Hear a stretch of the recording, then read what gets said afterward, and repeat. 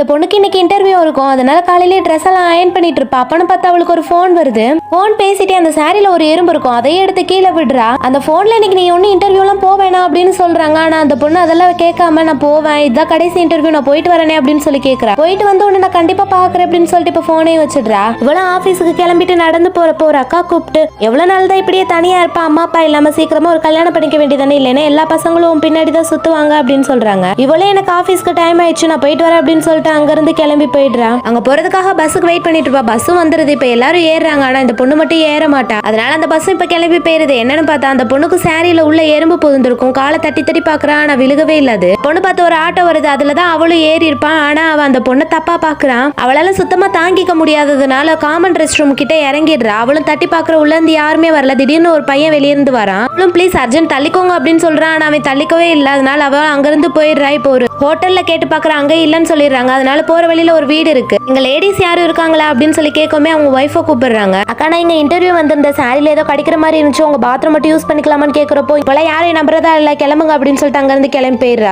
அந்த பொண்ணு வேற வழி இல்லாம அங்க இருந்து கிளம்பி போயிடுறா. போன ஆட்டோவே திரும்ப வருது ரிட்டர்ன். வேற வழி இல்லாம அந்த பொண்ணு அதுல ஏறிடுறா. அவளால சுத்தமா அதை தாங்கிக்க முடியாததுனால அந்த ஆட்டோலயே சாரியை தூக்கி அந்த எறும்பையே எடுத்துடுறா. ஆனா அந்த ஆட்டோக்காரன் அதையே குறுக்குறுன்னு பார்த்துட்டே இருந்திருப்பான். அவளும் அதை பாத்துருவா. இப்ப இறங்குற ஸ்டாப் வருது. அப்ப காசு கொடுக்குறப்ப அவனும் வேஷ்டி கட்டி உட்காந்துருப்பான். அவன் பார்த்த அந்த பார்வையாலேயே அவனையும் திரும்ப பாக்குறான். அவனுக்கு ஒரு மாதிரி ஆகுறதுனால வேஷ்டியை இப்ப கீழே இறக்கி விடுறான். இப்படிதானே பொண்ணுங்களுக்கு அன்கம்ஃபர்டபுளா இருக்கும் அப்படின்றத புரிய வச்சிடுறாவ.